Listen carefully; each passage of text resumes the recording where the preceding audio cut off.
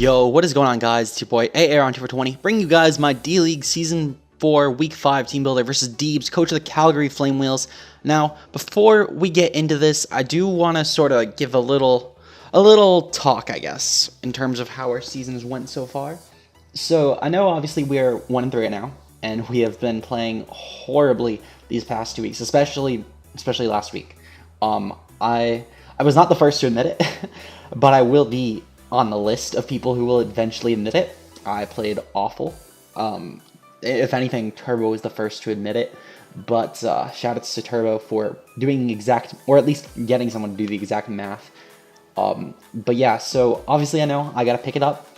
I think that this week's build will help me at least show that I'm not completely out. I'm probably out of playoffs, especially with the back end of my schedule containing Leo, Zazo, and I know there was someone else like really high up. Oh yeah, CJ obviously as well is on that list. CJ's been doing fairly well as well. So already those are 3 very terrifying matches that I have in the back 6 of my schedule. Or it's weeks 6 through 11, 6, 7, 8. Yep, 6 weeks in my schedule. Just had to count that out real quick. I don't know why. But anyway, so that is going to be a little bit terrifying, I guess. So we do obviously have to pick it up. I know that we have to pick it up. I think this week's team will help me do that. At the very least, I feel like next week's transaction will help me do that, and I will cover that in, I will cover that tomorrow's game for the sake of, I'll cover it at the end of the video. But I feel like, though, that this week's team, at the very least, is more suited to my playstyle than the other weeks have been. I've been trying to sort of rely more so on what sets work, in theory, than what I'm comfortable with, and it's led to some teams that, well, obviously I'm the one who makes the poor decisions in the end with the plays. It's been teams that I haven't been the most comfortable with using.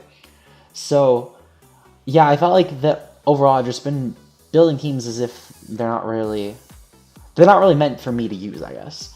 And I have been taking a lot more control of my builds, but I've still just been letting what works in theory work for me, I guess, in terms of like what sets people suggest, and then I'll like run calcs and figure out movesets and all that. But like, for example, if someone suggests like a Specs Decidui, shoutouts to Burn, because I know you've been trying to get me to bring that every week. If someone suggested a Specs Decidui, I'd be like, okay, you know, and they said like this is what works best for it, and I try and make it work, regardless of if I felt like I could use it or not. And that's sort of what I mean by like I've been building teams that I haven't really been comfortable with using. But I think that this team will be a lot better suited for my style. It's similar in terms of, I guess, keeping up momentum, I guess, with how my week 1 team was. Well, it's not like just a Volt turn heavy team. It's a team at least that can get me momentum if I need to. And the first mon that's going to help me with that a lot, especially this game, is my Scarf Decidui this week. It's a bulky Scarf set. Very little offense I needed this week. But I have Spirit Shackle, Hidden Power, Ice, U-Turn, and Low Sweep. With a Jolly Nature, I am still able to do the necessary damage I need to with Lander Styrian, even with a Jolly Nature in terms of my HP Ice calcs, especially after Stealth Rocks. So that's very nice. I can always Toxic it later on with another mon that I'll get to in a bit, and that will allow me to, again, get the necessary chip I need to, because after like 1 or 2 Toxic turns, regardless of his spread, unless he was like hard spit after Lando, I'm able to guarantee to get out. And if he's the spread that I'm anticipating, I won't even need Rocks up to guarantee to take him out. So that's very nice. My Low Sweep is here for things such as Sneasel. I'm able to take a Banded Ice Shard or a Scarf Knockoff. Those are the 2 most powerful things that you can go for, because Banded Icicle Crash would do less than a Banded Knockoff would.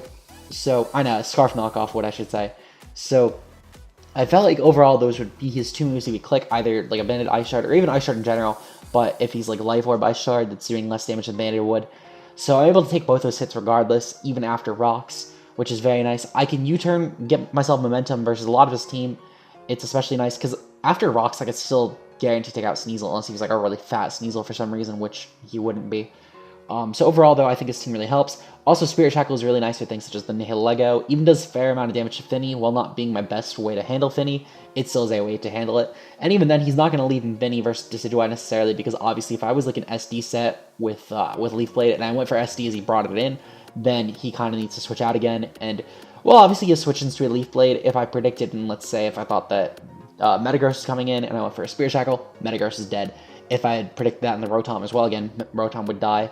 A lot of things in general don't take on plus 2 Decidui well, and while while plus 2 Decidueye definitely has merit this game, I felt like one Haze Finny could be a thing, and I can't necessarily set up versus Finny necessarily, because while I can definitely hit it with Leaf Blades, and Finny would probably not stay in versus me anyway, the Haze is something to worry about. And 2, in general, he has a lot of offensive pressure that stops you from setting up, things such as Z-Fly Landorus, Zardex in general, Nihilego, all would stop me from at least setting up versus them if I wasn't having speed boosted. So the Scarf does allow me to at least put in some work with Decidueye this game, and it puts in a fair amount of work. I was running Calcs earlier on the spread, and I really didn't need much offense to, at the very least, 2-hit KO, if not OHKO, a lot of very threatening mons on his team. So I'm going to roll with it this week. I think this set will help me a lot. Next up, we have Little China, our Hariyama, with a Brave Nature with Sheer Force, of course, and Life Orb, because I don't anticipate he's going to bring any hazards versus me, or at the very least any status versus me. If he does, it's Toxic Spikes with his Lego. But I feel like I can pressure his team enough so that way he cannot set up the Toxic Spikes. And even then, if terrain is already up, I can't be bothered by it. So that's very nice. And I do have Low Sweep, Rock Slide, Ice Punch, and Knockoff, of course. Hits his team very well. Things such as Rotom, of course. Rotom bothers one of my sets later on, and that's why I'm mentioning it a lot, because a lot of my prep was focused on that one mon that I will get into in a little bit. Because between that mon and Decidueye, I clean house in his team. And a Scarf Rotom is probably the best way that he has around Decidueye, I guess. So, at the very least, my Decidueye set, it's probably Scarf Rotom. So, I do have Knockoff, of course, to handle that. Rock Slide, it hits both the Zard and the Glycopod, and I figured that I might as well bring Rock Slide, because otherwise, if I'm only going to bring Earthquake, 1, he can switch in, such as Rotom, and also the Landorus, and 2, Rock Slide, again, it's just, it's hitting another new mon super effectively, so why not? Ice Punch, of course, is going to be for the Landorus Therian, why else would I bring it? And of course, it's a superior as well, but it's mainly for Lando. Low Sweep is a sheer force way to boost my fighting move, and I'm not lowering my defense if I was going for something such as Close Combat, or my speed if I was going for something such as Hammer Arm, though to be fair, I'm Trick Room invested anyway, so speed doesn't necessarily matter to me. So yeah, Hariyama just puts in a lot of work versus this team. Really, he only has...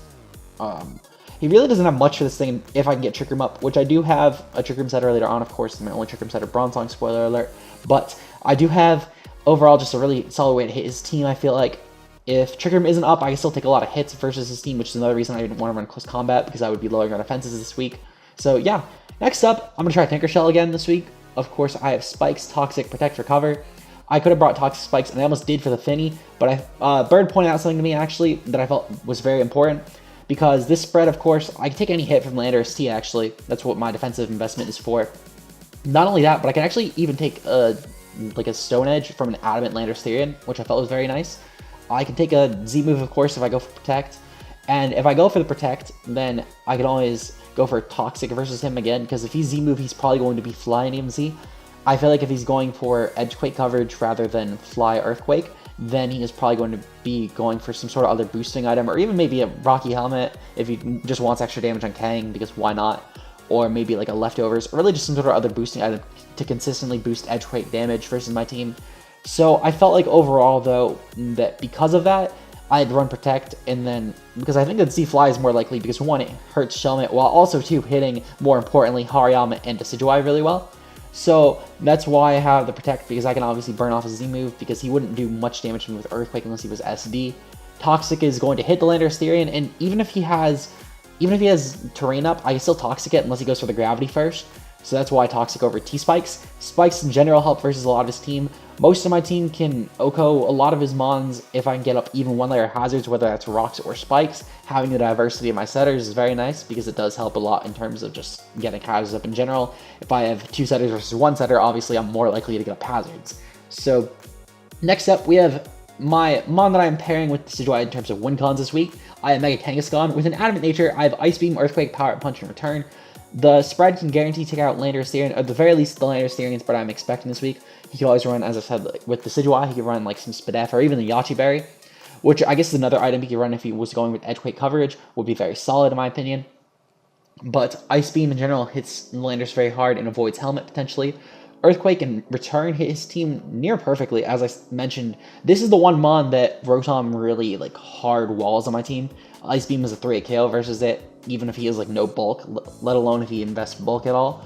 So that is very threatening. Power Punch, though, if I get to +2, pretty much his entire team gets bopped by this spread with my physical moves. Ice Beams, obviously, for the Landorus.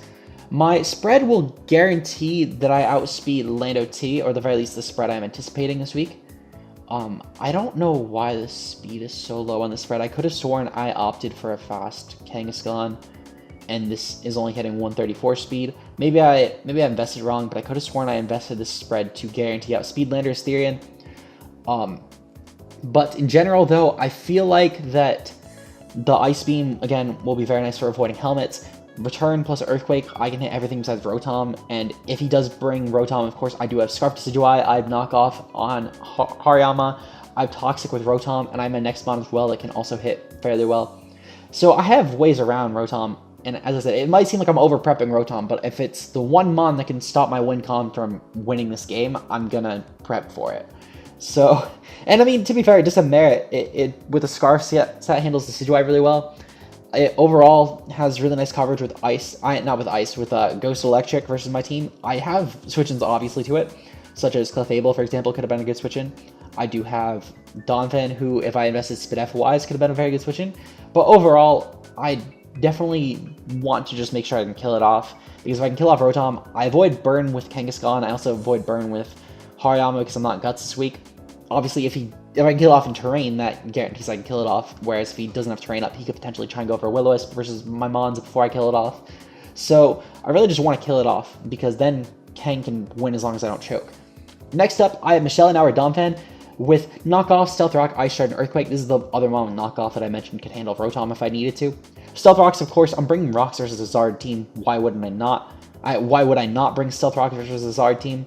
Ice Shard is for Landorus Therian. I can take it out, or I can at the very least guarantee 2 KO versus any Landorus, assuming it's not Yachi Berry with like hard defense.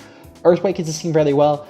His only switch-ins would be Landorus, Rotom, which I have both moves for, and Zard pre-Mega, and Zard would not want to be in versus the spread, no way. Guarantee take on Zard with the spread. I almost actually ran a Wish Kang this week, but I've been trying to get out of the bubble of relying on Wish Kang because I have been doing fairly poorly with Wish Kang.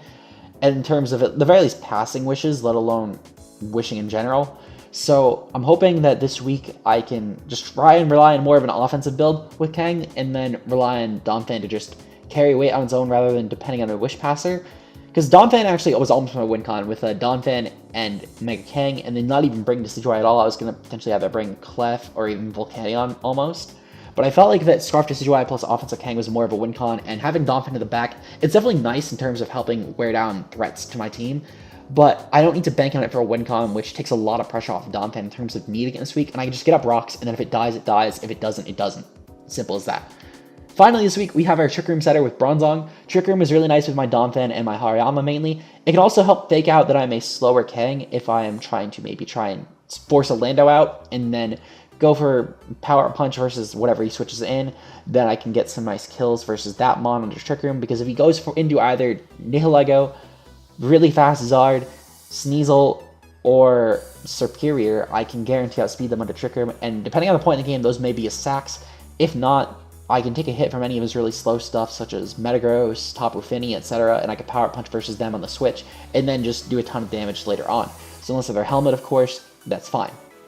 I can also make sure that, of course, Hariyama is going to underslow everything besides a really slow Golisopod, Donphan as well, and offensively, they do a lot to his team as well. Trick Room with Bronzong, of course, allows me to underspeed Lando, and of course, it should be fairly obvious I'm going to underspeed Lando anyway, but if he has a Gravity Lando, and he does switch in Lando versus me, of course, to take any hit, because unless I'm HP Ice, he's going to chew any hit, and I don't really see a merit for HP Ice Bronzong this week necessarily, because Bronzong's move pool is very limited. But if I can get the Trick Room up as he switches in Landorus to potentially go for like a knockoff or even like a Gravity Earthquake, I can then Toxic him before he goes for Gravity, guaranteed. Because if Trick Room wasn't up, he could always go for Gravity, and then I wouldn't be able to Toxic him if Terrain was already up because he would be grounded. So Toxic does help ensure this. So that is very nice, of course.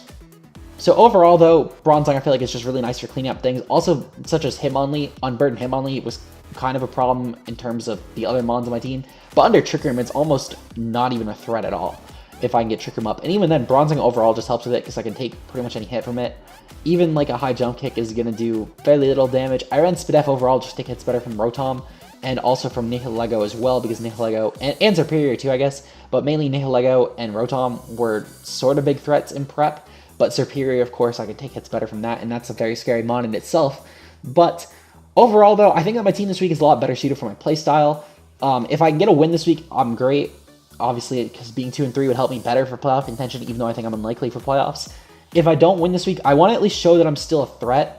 I know, of course, the power ranking people have given up on me, and I'm sorry for giving you reason to give up on me, but I'm still going to try and at least knock someone out of playoffs, even if I can't necessarily get into playoffs myself. So, hopefully, you guys can see that I maybe put a little more faith in me, even if it's not 11th or 10th place faith in me in power rankings, at least so I don't fall to 12th. I don't want to fall to 12th, even though I mentioned I should have been 12th this week. I don't want to fall to 12th. So, yeah, that's going to be it, though. Of course, if you guys did enjoy, leave a like down below. Hopefully, you guys stick with me and enjoy for the rest of the season, and our goal to just not end in last at this point. I want to try and at least go 3-8. I think 3-8 is a reasonable goal. I'll be content with 3-8. I won't be proud of it. I will be content with it. If I can go 5-6, I'll be proud. Even 4-8, I am 4-7, I'll be proud. But 3-8, I think that's the bare minimum I want. I will not settle for anything less than 3-8 at this point. So, yeah, hopefully you guys tune in and see how we do versus Deebz in the Calgary Showdown. I will see you guys later. Peace out.